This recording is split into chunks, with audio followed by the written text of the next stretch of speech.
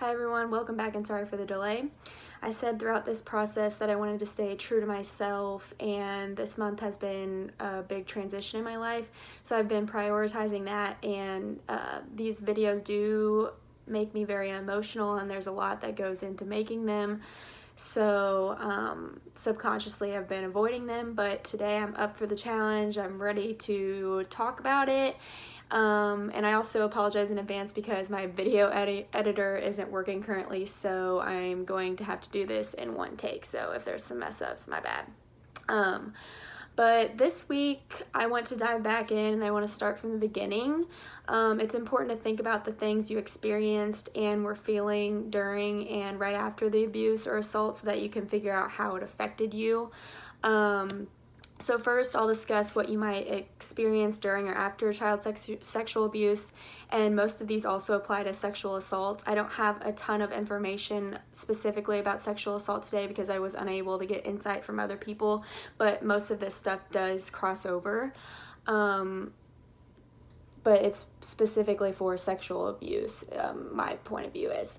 So some things that you might have been feeling were extreme fear or discomfort, physical pain caused by the abuser, trouble walking, sitting, running, or doing normal activities.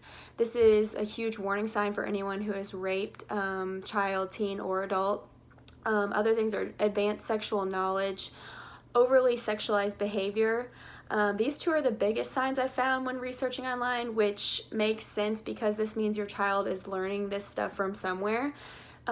Research age-appropriate sexual knowledge and actions to see what a child should know at certain ages. Like there's specific things like from 0 to 3, this is normal. From 3 to 7, this is normal. From 7 to 11, this is normal.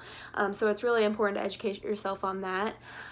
This was never a warning sign for my parents because my abuse didn't include a lot of things that other children's abuse unfortunately did. But fortunately for me, an example would be like a 5-year-old coming home and talking about pornography. Like that is a huge warning sign. That's not something that's age appropriate. Other things are change in sleeping patterns, such as frequent nightmares, sudden clinginess and dependability, or sudden independence by distancing oneself from others. Extreme mood swings or behavioral issues, temper tantrums, sudden anxiety attacks.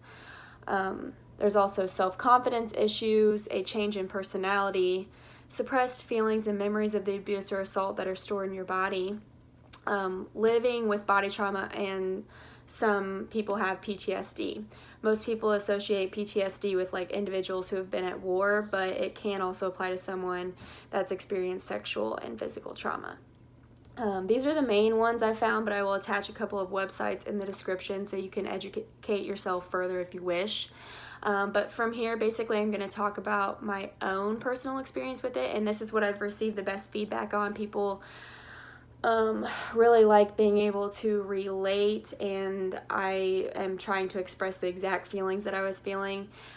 So all of the stuff that I said before, these are things that you can find online, but now I'll give personal experience. So this is stuff that I felt during and then shortly after my parents found out. So just to remind you all, if you haven't seen the first video, I went through the abuse roughly around the age of 7 to 9 years old. My mind has suppressed like when the abuse specifically started, but I do know that it occurred over roughly this amount of time because of the memories that I do have. I honestly can't describe to you what emotions I was feeling about the abuse that occurred. Like, my memories occur in an almost out-of-body experience, which I know sounds weird, and my friends make fun of me because I always say out-of-body experience, but like, it really did. I don't know how else to describe it. I picture myself like standing in a room, like, and looking at this, and like I can see him sitting on the computer chair and me sitting on his lap and the abuse occurring. And I can also picture the abuse that occurred on the four-wheeler, but because I didn't really know what was happening, like I didn't know it was wrong, like when it was actually happening, I don't remember like what mental thoughts I was thinking in the moment. And that's my body protecting me. Your body and mind's like natural instinct is to keep you safe and protect you, so the things that hurt you it's going to try to suppress those and get you to avoid thinking about them. The problem with that is that your body does store that trauma, and it's going to be felt in other ways. Like, so you're not mentally thinking about it in the moment, but your body's feeling it, and you will always, like, it's going to have to deal with that somehow. I can't just, like, expose of it forever. The ways that I felt the trauma was through extreme fear, and when I say extreme fear, I mean extreme. If you've seen the movie Benchwarmers, picture Howie, like, cradled in his little closet, not wanting to go outside, and, like, that was me at night. Like, oh my goodness, like, I had a general discomfort also, and fear of older men. Like, we would be around family and family friends, and, like, the men, I was still young, so, like, the men would give me hugs and, like, kisses on the cheek, and, like, it just made me feel like I could throw up, like, when that was happening. Like, I hated that, and, like, obviously I knew, like, I trusted them, or I didn't I don't know how to describe it. Like, I knew they weren't going to hurt me, but, like, your body and subconsciously, like, they're going to hurt you, you know? When it was nighttime, I would have anxiety attacks, and I had to scream out to my parents. If they didn't answer, like, on my first couple of yells, I convinced myself, like, someone had killed them or hurt them, and they were coming for me next. So then I would scream louder and louder, and it was, like, piercing, until they would come running into my room to comfort me, and, like, I can't imagine what that was like for them. I also made up scenarios in my head, such as if you, like if I were to wear socks at night, then I was like, oh, someone's going to come in my room and, like, hurt me or kill me, like, if I wore socks. But if I didn't wear socks, then I'd be safe. Like, those are the scenarios I would stay up thinking about. We also moved after my parents found out about the abuse, so, like, that was a difficult transition in itself, like, at 10 years old. But when we moved, my room was right next to the front door, so that means, like, if someone were to come into our house, like, it's our door, living room, and then my room right here. So if they were to come into our house, like, I would be the first room that they entered into. And so I was like, oh my goodness, like, I'm the first, like, they're gonna come into my room, they're gonna get me. So I made my dad sleep on the couch, and I did this until I graduated high school, because my mind told me that he was my safety, and, like, he would protect me from any intruder before they could get to me. So, like, imagine being my dad and having to sleep on a couch for 8 years. My parents, like, came together when the abuse occurred and turned to one another, like, to, confide and help me and support me, which they did. Like, they did anything they could to, like, make me feel better. But then, like, I caused them to not be able to talk all day. Like, they would come home from work, my dad would get home late from work, my mom would get home late, and then he would have to sleep on the couch. So, like, they had no time during that day to connect and, like, just talk about normal things. So, like, I caused them to, like, have to go separate ways in that process of healing. And that was because, like, I couldn't overcome my fear, and, like, I just feel so selfish for that. Like, I know they understand and would do anything for me, but, like, I will always feel selfish for that. And, like, I'm just thankful that they've still remained, like, strong partners and, like, been there for each other through the hard times, even with my dad having to sleep on the couch and whatnot. Like, I'm very thankful for them and their support. But I think that all that's fear, like, from nighttime stems from him breaking into our home at night and just the general unknown of the dark. Another thing that I experienced that makes me very emotional every time I talk about it, so I really only discussed this with my counselor, like, in detail, so please just bear with me for being vulnerable here, and I'm sorry if I get upset, but it's the aggression that I experienced. So, as I stated before, my body suppressed the trauma, but that trauma had to be released somehow, so I chose to do it through anger. This occurred for 2 years before my parents ever found out I was being abused. So when I say that I threw a tantrum, picture, like, the worst tantrum you've ever seen, and then multiply that by, like, 100. I would, like, a redheaded temper on steroids, like, seriously. But I would get upset over something, like, super small. For example, like, that's what would set me off. One time I didn't want to wear tights to ballet practice, I remember. And then it was like this rage, like I can still feel that rage in my body, like it's like started down low, like down here, and then just like went all the way up through my chest, and like my whole body would just shake, and I just had this uncontrollable rage. And like the small, like I couldn't stop myself, so like that small argument turned into a 2-hour plus tantrum. Like it would be all night, and I'm not kidding. These things that I'm about to say I'm really not proud of, but like I'm trying to be very open with you guys, like so that you truly know like what things, like to connect if you felt this, like that we can relate on that. I would hit my mom, I would shove her into a piano, smack her arms, kick her. I would say the meanest things. I would scream in her face. Whew. If she ever eventually was able to get me into my room, despite my resistance, she would have to stand at the door and hold it shut with all of her strength, because I would like literally bang as hard as I could to get out of my room. Like I didn't want to be in my room. All of my baby dolls that I have like have paint marks on their head because I would bang them against the walls trying to make as much noise and commotion as possible so that she would let me out of my room. If I wanted to make the biggest commotion, though, I would go after my little brother, who would have been about 4 at this time, and I would try to hit him.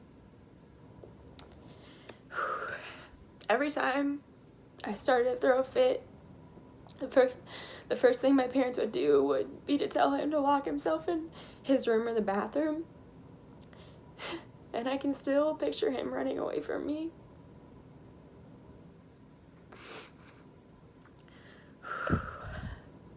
Now that I'm older and I've talked to my counselor about this, and we've tried to understand these actions that were occurring during and after my abuse, I understand that my mind subconsciously chose to throw a tantrum when my dad wasn't home because he was an older man, and so he could hurt me. So I did it when he wasn't there because I thought he could hurt me. But however, like my mom was a woman and I wasn't scared of her, so I would take my anger out on her. And I subconsciously wanted someone else to hurt the way I was hurting. The same goes for my brother. He was little and I was bigger, so I could hurt him. And I think that's why these videos are so important to me, because I hurt so many people in my past without meaning to. So now all I want to do is help people. But regardless, I'm trying to get it under control. Those are my brother's childhood memories of his sister, and my parents must have thought I was an animal. Like, the only way they would get me to stop is if they put me outside or locked me in the basement and they would only do it for like 1 or 2 minutes, but that instilled so much fear in me that it didn't matter what I was upset about, I would stop immediately, because my fear of the darkness and the fear of the basement and outside, like what could get me there, overcame all of the anger, and my body was like, oh, protection mode. So then I would go back inside, and then I would just hug them, and like I would just have them comfort me, and I would just still be bawling myself to sleep, and they would just be there for me. And they have since forgiven me after I've apologized many, many times, because we've discussed this as a family, and that was the abuse and trauma acting and not me. They have forgiven me, and now I'm working on like forgiving myself, but I truly don't know if I can ever get there. Like this is what I'm praying to a lot nowadays, is just forgiving myself, because I mean, you can clearly tell that I feel so much remorse and like regret about it, and I truly wish I could take it back, but I can't. So I'm trying to just forgive myself. So, but it's just so sad to me that I could have treated my favorite people in the world that way, and the abuse affected my family in so many ways. Like, it makes me angry at my abuser for causing my family to feel those things, like, and for making me feel those things. And so this past month, actually, since I've started these videos, I've started praying for my abuser, and that's the first time I've ever been able to do that. And I just pray that he has realized what he did is wrong, and I hope he realizes, you know, how he has hurt people, and how his actions affected other people. And I hope that he has found God and truly, been forgiven of his sins, and he's truly sorry for the things that he's done, just as I'm sorry for the things that I've done. And that's basically what I wanted to talk to you guys about. This episode is the hardest. This is the hardest episode. This is the hardest thing to talk about, is what you were feeling in those exact moments, because that's when you were the most vulnerable. That's whenever you truly just had the most emotions and the most things happening to you. So next time that I'm able to do another episode, I'm going to try and talk about the teenage years after abuse, what you're feeling, a few years after your assault, things like that. So thank you guys again, and sorry I got really emotional. Please reach out to me and talk to me about any of this if you'd like to. I'm always up for discussion. So thank you guys.